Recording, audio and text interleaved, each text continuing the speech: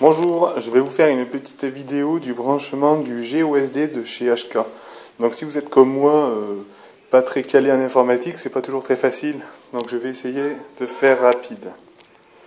Donc sur la notice, comme on peut le voir, il ne parle pas de, par exemple, du plus de la caméra et du plus du TX. Donc c'est pas facile, sans ça, il fonctionne pas. Donc si on se réfère qu'à la notice, vous n'arrivez pas à le faire fonctionner. Donc c'est pour ça que j'ai fait une petite vidéo. Donc voilà. Pour commencer, j'ai pris mon émetteur vidéo au niveau du plus et de moins.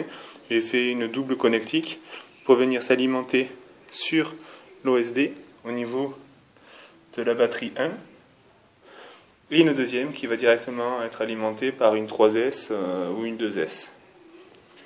Ensuite, ici j'ai pris le plus et le moins. Alors le plus est relié simplement au plus de la caméra, comme ce n'est pas indiqué dans la notice.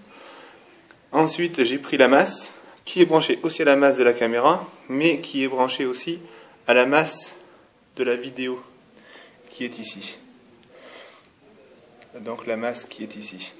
Donc il ne faut pas tenir compte de la couleur du rouge qui est juste en dessous, parce qu'en fait j'avais pas de câble jaune sous la main, mais celui-ci il faut le prendre pour un fil jaune, qui est relié donc de l'OSD à la caméra et qui est relié à la vidéo, donc de l'émetteur vidéo. Donc là c'est l'audio qui ne sert à rien. Donc voilà, au niveau du branchement, c'est plus ou moins simple. Si vous faites simplement ça, ça fonctionne. Au niveau du GPS, donc je ne vous pas de dessin, c'est très bien marqué sur la notice où est-ce qu'il faut venir le connecter sur l'OSD. Une fois qu'il est connecté, vous prenez donc le plus et le moins qui lui sera branché sur le récepteur du quadri ou de l'avion ou autre chose, qui est alimenté en 5 volts. Donc au niveau de l'OSD, alors un truc qui n'est pas très pratique, mais une fois que tout est connecté, il n'émet aucune lumière, donc on ne sait pas s'il fonctionne ou pas.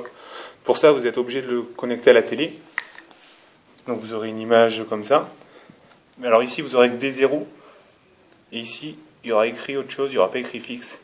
Il faudra attendre vraiment 5 minutes pour qu'ici se marque fixe et que les coordonnées GPS s'inscrivent. Donc voilà. J'espère que cette vidéo aura aidé quelques personnes à connecter leur OSD, mais pour ma part, j'aurais mis un petit moment avant de comprendre le branchement. Voilà.